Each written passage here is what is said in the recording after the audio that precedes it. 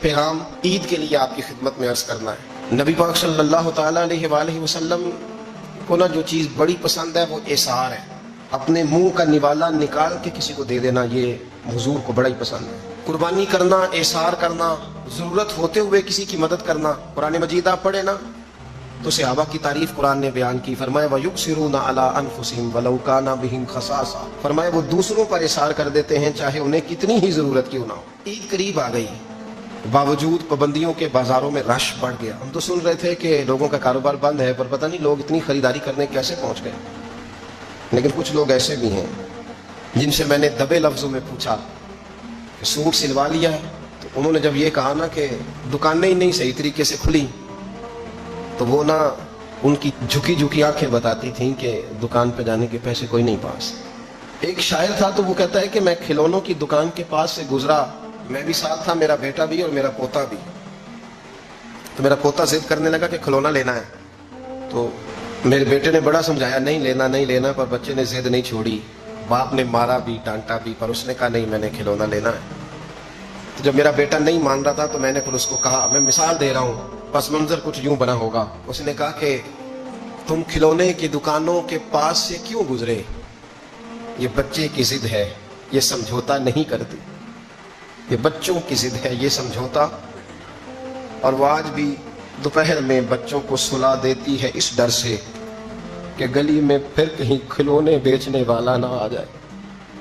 صرف میری گزارش اتنی ہے کہ 3 جوڑے بنوانے والا 1 بنوا لے، اور تھوڑا تھوڑا نا اعصار کا جذبہ، غریبوں کا عید پر خصوصی خیال۔ امیروں نے سارا مہینہ گوشت کھایا ہے اور بڑا دب کے کھایا ہے۔ جو نبی پاک کی امت سے پیار کرے نا، رسول پاک اس سے بڑا پیار کرتا ہے۔ اس طرح کرنا، عید پہ گوشت کا آرڈر دینا، لیکن ایک دن اپنے گھر پکا لینا، کوشش کرنا کہ دائیں بائیں جہاں گوشت نہیں نہ جاتا تھوڑا تھوڑا وہاں بھی، صرف چھوٹے چھوٹے خرچے اپنے کم کر کے، تو وہ پھر بھی جیب میں نہیں رکھنے، وہ تھوڑا سا نا اظہار اس عید پہ بڑا ضروری ہو گیا ہے۔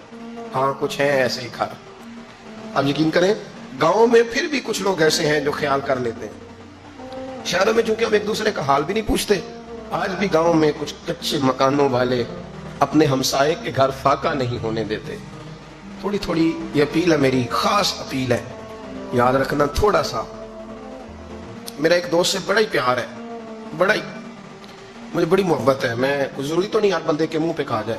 ان کی بیٹیاں کام کرتی ہیں، مجھے ایک صبح انہوں نے بتایا کہ بچیاں کام پہ جاتی ہے، تو میں فجر کے بعد سوتا ہوں، اس دن میں سو نہیں سکا، بڑا میں اذیت میں آ گیا۔ میں نے کہا کہ بیٹیاں تو میری بھی ہیں نا، تو اس لیے یہ تھوڑا سا نا مہربانی کریں، خدا را تھوڑا سا نا امت کا درد بھی محسوس کریں۔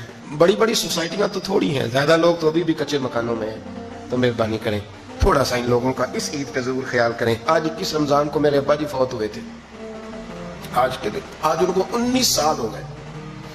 اب 19 سال پہلے میں کہاں تھا آپ سوچ سکتے ہیں۔ تو میں نے بڑے ان کے جانے کے بعد راتیں بھی دیکھی ہیں، اور میں نے ان کے جانے کے بعد بڑے کٹھن معاملات بھی دیکھے ہیں، تو میں نے یہ ذائقہ چکھا ہے، مجھے پتا ہے کہ یہ جو غریبی کا اور یتیمی کا رنگ ہوتا ہے، اس کی اصل شکل کیا ہے، وہ میں نے اصل شکل دیکھی ہے، تو میں اس کے مد و جزر سے میں واقف ہوں، مجھے اس کا پتہ ہے۔ تو مہربانی فرمائیں، آپ سے میری یہ درد مندانہ اپیل ہے کہ تھوڑا تھوڑا دائیں بائیں ضرور توجہ کیجیے گا۔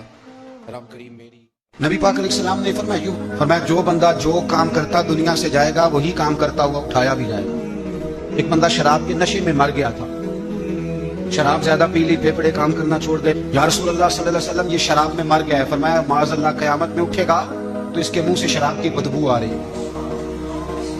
مسلم شریف کی حدیث ہے، بخاری میں موجود ہے، ایک صحابی تھے، وہ حضور کے ساتھ میدان عرفات میں پہنچنے میں لیٹ ہو گئے، اپنی اونٹنی دوڑاتے ہوئے تیزی سے میدان عرفات میں پہنچے اور زبان پہ جاری تھا لبیک اللہم لبیک لبیک لا شریک لک لبیک ان الحمد والنعمت لک والملک لا شریک لک لبیک۔ یہ لبیک کہتے کہتے جا رہے، اچانک اونٹنی سے گرے، گردن کے بل انتقال ہو گیا۔ نبی پاک علیہ السلام نے فرمایا کفن نہ تو احرام میں لاؤ۔ حضور نے جنازہ پڑھایا، فرمایا اسے دفن کر دو، یہ قیامت کے دن جب قبر سے اٹھے گا تو لبیک لبیک کہتا ہوا ہی اٹھے گا۔ جو بندہ جو کام کرتا دنیا سے جائے گا، بس ذہن بنا لو، جو کرتا جائے گا اس لیے ہمارے بزرگوں نے لکھا ہے کہ حضرت عمر نماز پڑھاتے ہوئے دنیا سے گئے تھے تو قبر سے نماز پڑھاتے نکلیں گے. حضرت بلال اذانیں پڑھتے گئے تو اذان پڑھتے ہوئے قبر سے نکلیں گے. حضرت عثمان غنی دنیا سے قرآن مجید کی تلاوت کر رہے تھے جب شہید کیے گئے تو قبر سے نکلیں گے تو قرآن پڑھتے ہوئے نکلیں گے. اور فرمایا مدینے والے محبوب دنیا سے امت کو یاد کرتے ہوئے تشریف لے گئے تھے, جب مزار سے نکلیں گے تو امتی امتی کہتے ہوئے ہی نکلیں گے.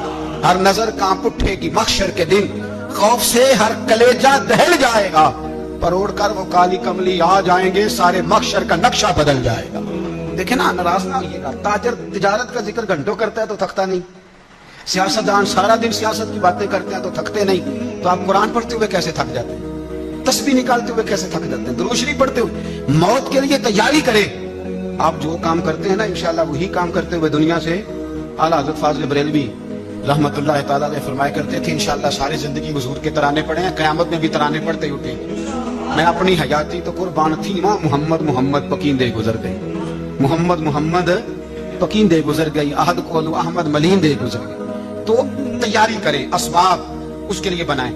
آپ بخاری مسلم دیکھیے, حضرت سیدنا ابو بکر صدیق رضی اللہ تعالیٰ عنہ فرمانے لگے کہ جب ہم غار ثور میں تھے تو کافر جو تھے نا وہ بالکل غار کے قریب آ گئے. جن لوگوں نے غار ثور دیکھی ہوئی ہے وہ جانتے ہیں کہ اس جانب وہ سوراخ ہے غار ثور کا جہاں تک کافر آن پہنچے.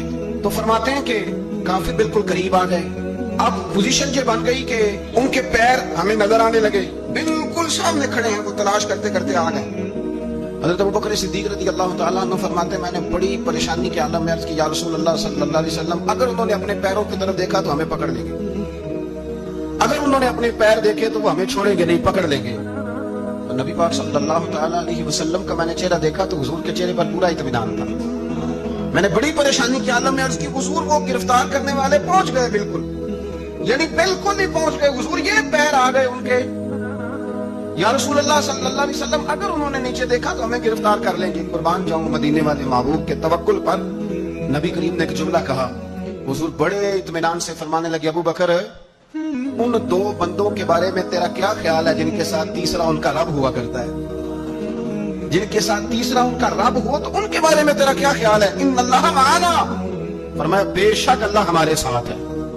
تو اللہ کی ذات پر توکل, بھروسہ, اس کے فضل پر, اس کے کرم پر. دیکھیں نا ہمارے ہاں بہت زیادہ بعض لوگ خوف کا شکار ہو جاتے ہیں, ڈرتے پھرتے ہیں, سہمے رہتے ہیں. اور خدا کے بندے تیرا ڈر تجھے مارے گا, تیرا خوف تجھے مار ڈالے گا, تیرا ڈر جو ہے وہ تجھے کمزور کر دے گا. اگر تیرے اندر قوت ہے, اگر تیرے اندر ہمت ہے. جو لوگ روب کا شکار ہو جاتے ہیں وہ چلے جاتے ہیں, وہ ختم ہو جاتے ہیں. اور جن کی قوتیں باقی رہتی ہیں, جن کی ہمتیں باقی رہتی ہیں, جن کی طاقتیں باقی رہتی ہیں, وہ جسمانی طور پر تو جوان ہوتے ہیں, اللہ انہیں روحانی طور پر بھی جوانی عطا فرماتے ہیں. یہ جو دن چل رہے ہیں وہ ہمارے ہاں ہمارے حکمران کہتے ہیں مزید سخت فیصلے کرنے پڑیں گے. وہ میں نے کہا تمہارے لیے تو آسان ہے, اس لیے کہ تم تو جس دفتر میں بیٹھ کے فیصلہ کرتے ہو اس کی تو بتی کوئی نہیں جاتی. تمہیں کیا پتا ہو, وہاں تو اسی بھی 1 منٹ کے لیے بند نہیں ہوتا. یہ تو اس سے پوچھو باپ سے کہ جو عید سے پہلے اپنی بیوی سے مشورہ کر رہا ہے کہ عید آ گئی ہے, اگر بیٹی کے گھر کپڑے نہ بھیجے تو اس کی ساس باتیں کرے گی. یہ چھوٹی عید گزری تھی نا, تو ہمارے ہاں کچھ لوگ سمجھتے ہیں کہ سخاوت صرف رمضان میں ہی کرنی ہے, اور رمضان میں ثواب زیادہ ہے, ورنہ راشن بنڈن والے اور لوگ کو عیدوں بعد بھی بھوک لگ دیجیے. عید کے بعد بھی اسی طرح ہی غریب کے ساتھ پیٹ ہوتا ہے, لیکن توجہ نہیں. ایک تو ذوق علم پیدا کریں. ہم نے اس عید پہ کوشش کرنی ہے کہ ہماری گلی میں, ہمارے محلے میں, ہمارے دائیں بائیں تھوڑا سفر کریں, بچوں کو دیکھیں, سرکاری سکول سے نکلتے بچوں کو دیکھیں, مساجد مدارس سے نکلتے بچوں کو دیکھیں. ہم نہ ایک ایک دو دو کا ساتھ دیں. یہ جتنی سیاسی جماعتیں کام کر رہی ہیں, جن کی حکومت تھی, جن کی ہے, پتہ نہیں کل کس کی آئے گی. میں تو ذاتی طور پر ان سے پورا مایوس ہوں. مجھے تو نہیں لگتا کہ جتنے لوگ آج تک حکومت کر چکے ہیں, بار بار آتے ہیں, یا پچھلی حکومت گئی ہے, ان کے پاس کوئی پلان ہی نہیں ہے. یہ تو بیچارے ایک دوسرے کی ٹانگیں کھینچنے کے علاوہ نہ کچھ کر سکے ہیں, نہ امید ہے کچھ کریں گے. لیکن غریب کی تکلیف بڑھ گئی ہے. میرے پاس 20 لوگ آتے ہیں, آتے تو وہ دعا کا کہنے ہیں, آتے تو صرف یہ بتانے ہیں کہ اس مشکل میں ہوں دعا کرنا. لیکن دوستوں, لوگوں کی باتیں سن کے بڑی تکلیف ہوتی ہے. ہم کیا کسی کی مدد کر سکتے ہیں؟ ہمارے لیے تو مدارس چلانے مشکل ہیں, لیکن لوگ اذیت کا شکار ہیں. ذہنی کرب کے نیچے لوگ آ گئے, اتنی بڑی اذیتیں کھڑی کر دی گئی ہیں. تھوڑا تھوڑا دیکھو, 2 کا کھانا 3 بھی تو کھا ہی سکتے ہیں نا, 3 کا کھانا 4 بھی تو کھا ہی سکتے ہیں نا. میرے محبوب نے ہمیں یہ نہیں کہا تھا زیادہ گوشت پکانا, بلکہ رسول پاک نے تو رنگ ہی بڑا سادہ دیا ہے. کریم نے فرمایا عائشہ शोरबा जरा ज्यादा कर लो, पड़ोसियों को भी सालन दे देंगे। थोड़ा शोरबा ज्यादा कर लो, इसी को बढ़ा लो, थोड़ा शोरबा बढ़ा लें, थोड़ा थोड़ा एक दूसरे की मदद करें, दस्त शफकत रखें। गलियों में सुनसान लोग, अब तो लोग एक दूसरे से दुख भी नहीं कहते, वो कहते हैं देना किसी ने है कुछ नहीं, और तमाशा अलग से बन जाएगा। दोस्तों, हमने खुद एक दूसरे का हाथ बटाना है। जो लोग साहिब सरबत हैं, देखो एक ही बाप की औलाद होती है, एक को अल्लाह बड़ा नवाज देता है, 2-3 कमजोर रह जाते हैं, उसको चाहिए वो दूसरों पे दस्ते शफकत रखे। एक गली में सारे लोग एक ही कबीले के, एक ही इलाके के, एक आगे निकल गया है, उसे चाहिए वो दूसरों का ख्याल करे। अजीज भाइयों, हमने इस कमर तोड़ महंगाई के दौर में, तकरीर तो मैं कर रहा हूं, ये किसी और ने कैसे शुरू कर दी? इस वक्त मेरा टाइम है जी तकरीर का, और कोई नहीं करेगा, तो खामोशी से बैठे, अल्लाह आपको जज़ाए खैर दे। आप लोग अगर बैठ जाएंगे तो अच्छा रहेगा, पिछलों को भी आसानी हो जाएगी। पीछे आपके लोग तकलीफ में हैं, नहीं पीछे देखने को नहीं कहा, बैठने को कहा। अगर आसानी से बैठ सकें, अल्लाह आपको जज़ाए खैर अता फरमाए।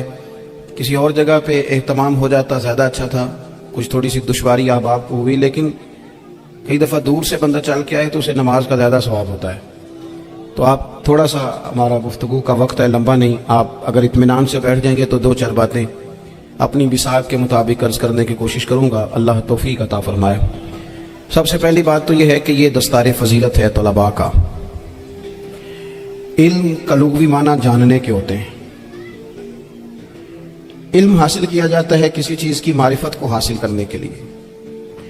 जब हम कोई इल्म हासिल करते हैं तो हम ये चाहते हैं कि हमें उस चीज़ के नफ़ा और नुकसान का पता चल जाए, और जब हम दीनी इल्म हासिल करते हैं तो उसका मकसद ये होता है कि हमें रज़ाइल और खसाइल इन दोनों की खबर हो जाए। खैर क्या है, शर क्या है, उसमें तमीज़ का मलका हमें नसीब हो जाए। अच्छाई और बुराई खुलकर हमारे सामने वाज़े हो जाए, ये मकसूद होता है इल्म से। इल्म से, तालीम से मकसद ज़्यादा बातें करना नहीं होता। एक आदमी बहुत ज़्यादा बातें करता है तो शायद बड़ा आलिम है, एक शख्स बहुत ज़्यादा गुफ्तगू करता है तो उसके पास मालूमात ज़्यादा, ऐसा नहीं। बल्कि हज़रत अब्दुल्लाह इब्न मसूद रज़ी अल्लाह तआला अन्हु से जब किसी ने पूछा था कि बड़ा आलिम कौन होता है, तो आप फरमाने लगे जो रब से ज़्यादा डरे वो बड़ा आलिम है। और दलील उन्होंने ये दी कि अल्लाह करीम ने कुरान मजीद में फरमाया है कि इन्नमा यख्शल्लाह मिन इबादिहिल उलमा, अल्लाह के बंदों में से जो आलिम हैं वो रब से डरते हैं। तो दीनी तालीम, उसकी मालूमात हासिल करने की कोशिश करें, सही करें। कुरान मजीद की एक आयत करीमा का कुछ हिस्सा जो मैंने तिलावत किया, उसमें अल्लाह करीम ने फरमाया अपने महबूब से, कहा वकुर रब्बि ज़िदनी इल्मा, ए महबूब आप मेरी बारगाह में ये दुआ मांगें, आप ये अर्ज करें कि ए रब मेरे इल्म में इजाफा कर दे, ए मालिक मेरे इल्म में इजाफा कर दे। बहुत सारी चीज़ें ऐसी होती हैं जिनकी ज़्यादती ठीक नहीं होती, वो ज़्यादा हो जाए तो नुकसान करती हैं, लेकिन इल्म एक ऐसी चीज़ है कि जिसके बारे में रब करीम ने कहा कि महबूब आप दुआ मांगें कि आपको ज़्यादा इल्म दिया जाए। और फिर इल्म एक ऐसी चीज़ है कि कोई भी आदमी ये दावा ना करे कि मैंने बड़ा हासिल कर लिया है, मेरी अब तकमील हो गई है, मैं अब मुकम्मल हो गया हूँ। जिनको अल्लाह ने गैब के ख़जानों की कुंजियाँ दी हैं ना, उनसे भी रब करीम ने कहा है कि महबूब आप दुआ करें कि मालिक मेरे इल्म में इजाफा कर दे।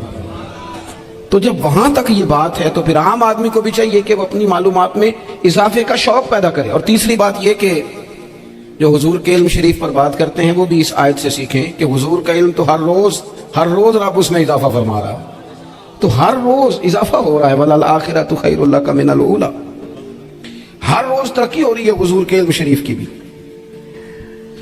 तो हमारे यहाँ ज़्यादातर लोग बात इसलिए सीखते हैं कि मैं कोई कहीं से मसला सीखूंगा फिर जाके अपनी मस्जिद के इमाम को तंग करूंगा कि वहाँ तो मैं ये सुन के आया हूँ तो यहाँ ये काम क्यों नहीं होता। मैं कोई बात सीखूंगा तो फिर मैं उससे बहस का दरवाज़ा खोलूंगा। इल्म का मतलब ही अपने आप को संवारना है। मालूमात हासिल करने का मतलब ये कि आपके अमल में पुख्तगी आए, आपके किरदार में पुख्तगी आए, आपने जो सीखा है आप उसके मुताबिक अपने आप को ढालें।